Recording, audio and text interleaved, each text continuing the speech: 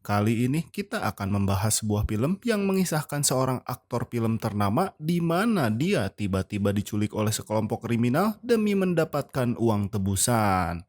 Dituntut untuk bertahan hidup, ia pun harus mengandalkan kecerdasan dan kemampuan aktingnya untuk mengelabui para penculik demi keselamatan nyawanya. Akan seseru apakah film ini? Langsung saja, ini dia alur cerita film Hostage Missing Celebrity.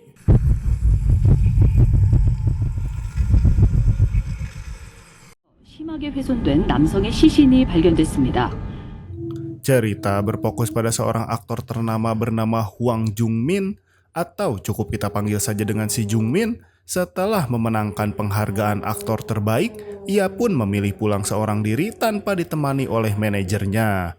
Sebelum sampai di rumah, Jung-min singgah di sebuah minimarket untuk menitipkan kunci mobilnya. Kasir di sana yang sudah mengenalnya kemudian membahas kasus penculikan seorang wanita bernama Yeon, yang belakangan ini menjadi sorotan dan perbincangan banyak orang. 나 저번 때처럼 차 좀 놔두고 가도 되지? 예, 매번. Saat kembali ke mobil, Jung-min mendapati 3 pemuda asing duduk di bumper depan mobilnya tanpa seizinnya. Sikap mereka yang kasar jelas memancing keributan. 누구랑 떡 쳐봤냐고. 아이, 씨발 것들이 보자 하니까 진짜. Tetapi Jung-min memilih menahan emosinya dan menghindari konflik. Rumahnya tinggal beberapa langkah lagi sehingga ia memutuskan berjalan kaki. Namun di tengah perjalanan, sebuah truk tiba-tiba berhenti tepat di hadapannya. Dalam sekejap, Jung-min pun disergap dan diculik oleh 3 pemuda tadi. Ternyata mereka adalah suatu sindikat yang dipimpin oleh Ki-wan, Dong-hun selaku anak buahnya, serta Byul, satu-satunya anggota wanita yang juga merupakan istri si Dong-hun.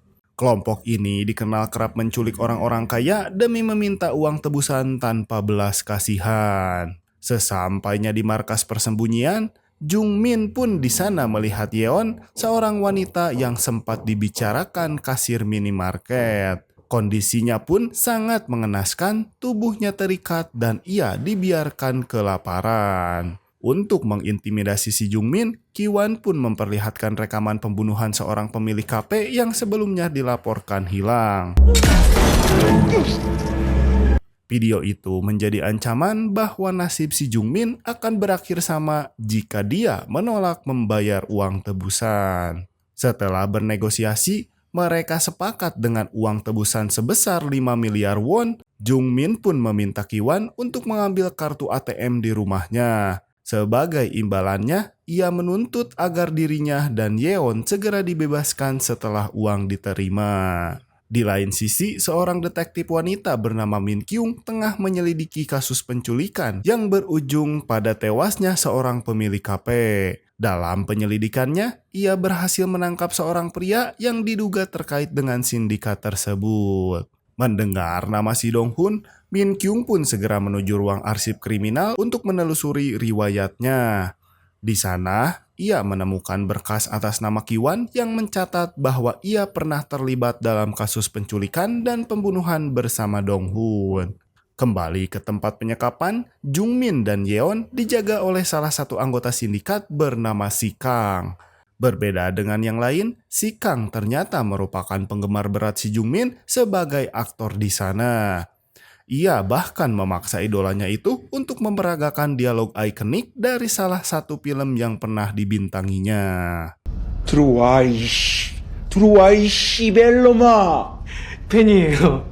형 영화 나오는 거 다 봤어요.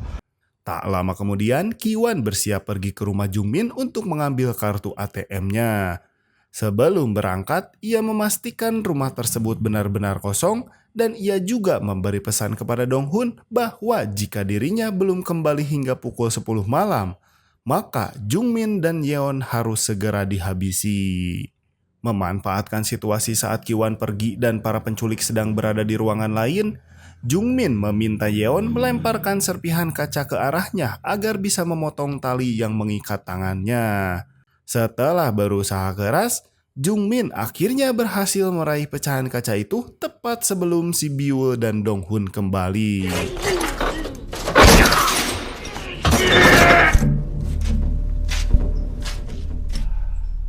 Di sisi lain, Jungmin teringat bahwa hari itu ia dijadwalkan menghadiri wawancara. Ia pun membujuk Donghun agar mengizinkannya menghubungi sang manajer dengan alasan membatalkan jadwal tersebut. Jungmin pun mengatakan jika ia tiba-tiba menghilang tanpa kabar, manajernya akan curiga dan segera melaporkan ke polisi.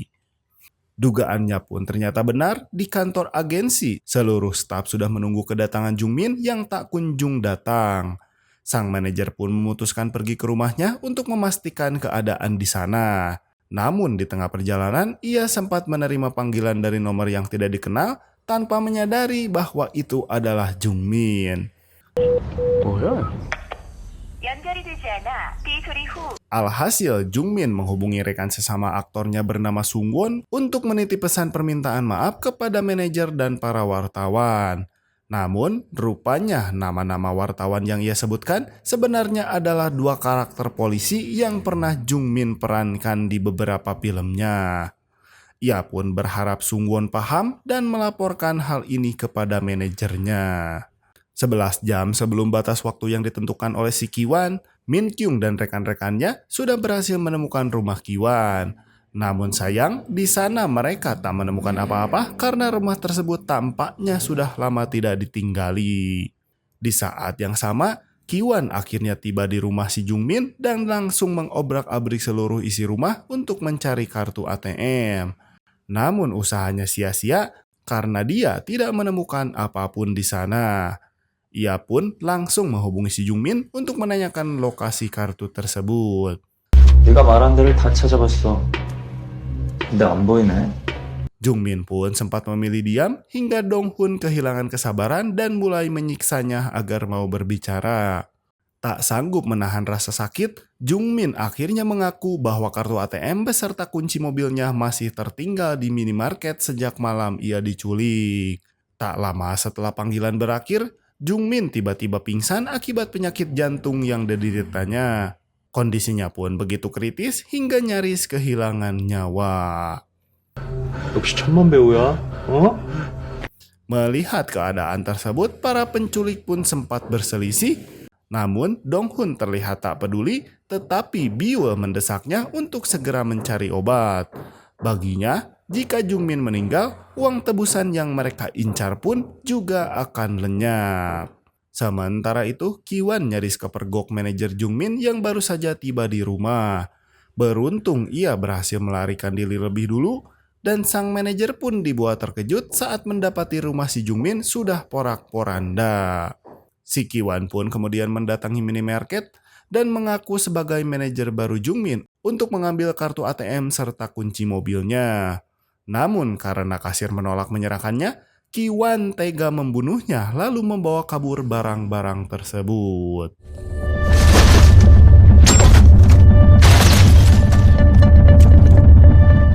Sesudahnya, Kiwan kembali menghubungi Donghun untuk berbicara dengan Jungmin. Saat itu, Donghun yang sedang menuju apotek menjelaskan bahwa kondisi Jungmin sudah sangat kritis dan dia bisa meninggal jika tidak segera mendapatkan perawatan. Bukannya khawatir, si Kiwan justru murka karena mengira Jungmin hanya berpura-pura sakit. Sikap itu pun membuat si Donghun kesal sebab ia melihat sendiri bahwa nyawa si Jungmin benar-benar berada di ujung tanduk. Di tempat penyekapan, napas Jungmin semakin melemah. Si Kang yang sejak tadi menjaganya mulai panik dan ketakutan. Melihat kesempatan itu, Yeon pun terus membujuk si Kang agar melepaskan ikatan Jungmin supaya ia bernapas dengan lebih lega. Ternyata si Jungmin yang ternyata hanya berakting pun langsung memanfaatkan kesempatan itu untuk kabur bersama Yeon. Namun saat tiba di depan pagar yang terkunci, datanglah si Biul yang langsung menodongkan pistol disusul si Donghun yang juga telah kembali.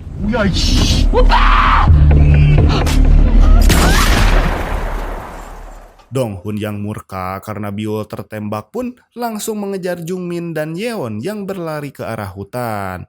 Di tengah perjalanan, Jungmin meminta Yeon untuk bersembunyi saja agar Donghun hanya mengejar dirinya. Namun tak lama, Donghun justru berhasil menemukan si Yeon terlebih dahulu.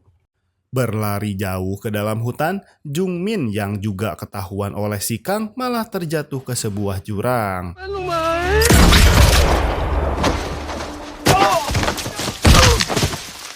Dan entah bagaimana nasib Sion dan Jungmin selanjutnya, di sisi lain Kiwan yang masih berada di sekitar minimarket tiba-tiba berpapasan dengan detektif Min Kyung yang memang dia sedang memburunya. 밟아. Kejar-kejaran pun tak terhindarkan. Setelah mobil Kiwan menabrak sebuah toko, anak buahnya pun terpaksa turun untuk menghadang para polisi. Memanfaatkan kekacauan itu, Kiwan melemparkan bom rakitan ke arah petugas hingga berhasil membuka jalan untuk melarikan diri. Di sisi lain, si Jungmin akhirnya sadar dari pingsannya dan berjalan tertatih-tatih hingga menemukan sebuah rumah. Seorang kakek yang tinggal di sana sempat mempersilahkannya menggunakan telepon rumah untuk menghubungi polisi. Namun saat hendak dipakai, telepon tersebut ternyata sudah rusak, tetapi anehnya sang kakek justru mengunci pintu dari luar. Kakek itu kemudian menghubungi polisi dan melaporkan bahwa Jungmin berada di rumahnya. Sayangnya karena ia dikenal sering membuat laporan palsu, polisi sama sekali tidak mempercayai ucapannya. Tak lama kemudian, Dong-hun datang mencari si Jungmin. Meski sang kakek berusaha menyembunyikannya, si Dong-hun menyadari ada yang tidak beres di sana. Kecurigaannya pun langsung terbukti setelah ia melihat sepatu Jungmin tertinggal di depan pintu. Saat kakek itu lengah, si Dong-hun langsung memukulnya hingga tersungkur. Sementara itu, Kiwan pergi ke markas para gangster untuk meminjam rekening ilegal sebagai tempat menampung uang tebusan.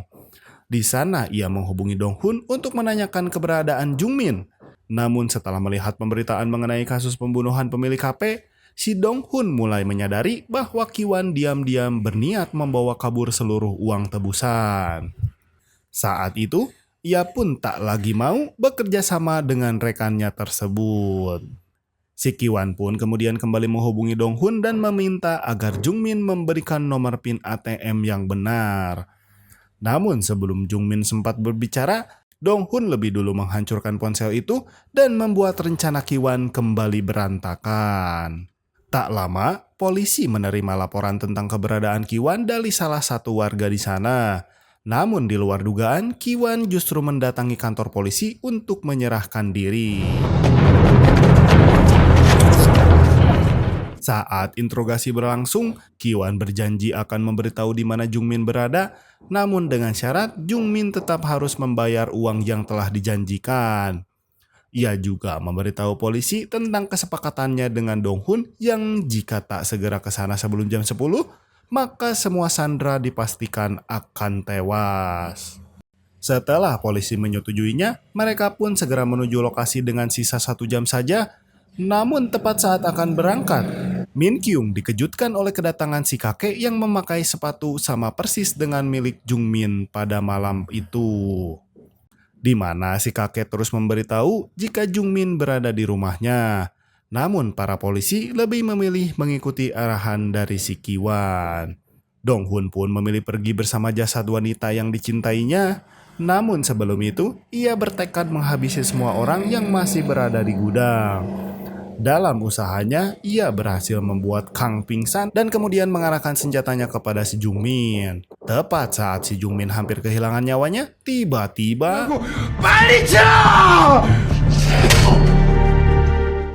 si Kang yang ternyata kembali sadar langsung menghantam si Dong-hun dari belakang.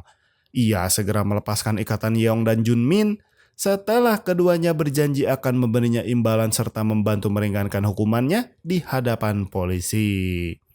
Namun saat mereka hendak melarikan diri, dan beruntung Jungmin dan Yeon sudah berhasil melepaskan diri sehingga mereka segera berlari mencari tempat persembunyian. Tak lama kemudian suara ledakan besar pun mengguncang isi gudang. Rupanya polisi yang baru tiba justru masuk ke dalam jebakan yang telah dipersiapkan Kiwan sebagai rencana cadangan. Sementara itu, detektif Min Kyung yang mengikuti petunjuk dari sang kakek akhirnya berhasil menemukan lokasi persembunyian Jungmin dan Yeon. Sayangnya, Dong-hun lebih dulu menyandra Jungmin dan membawa kabur menggunakan mobil. Pelarian itu pun tidak berlangsung lama, Ki-wan tiba-tiba muncul dan menembak si Dong-hun hingga tewas. Sejak saat itu, baku tembak sengit antara Ki-wan dan pihak kepolisian pun tak lagi bisa dihindari. Tak ingin Ki-wan kembali lolos, si Jungmin memutuskan membantu polisi menghadapi si penculik tersebut. Keduanya pun terlibat pertarungan sengit hingga titik darah penghabisan. Setelah perjuangan yang melelahkan, si Jungmin akhirnya berhasil mengalahkan Ki-wan tepat ketika para polisi datang dan mengakhiri kekacauan tersebut.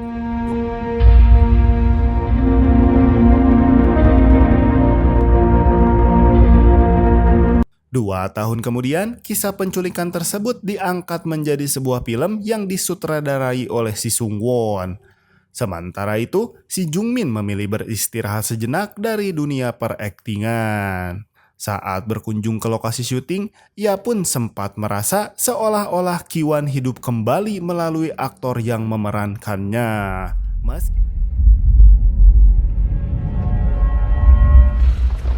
Meski kenangan buruk itu masih membayanginya, Jungmin tetap berusaha bersikap profesional dan melanjutkan hidupnya.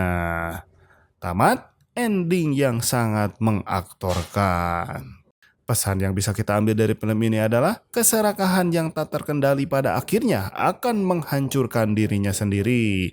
Saya ucapkan terima kasih pada yang sudah menonton hingga akhir. Sampai jumpa di video selanjutnya.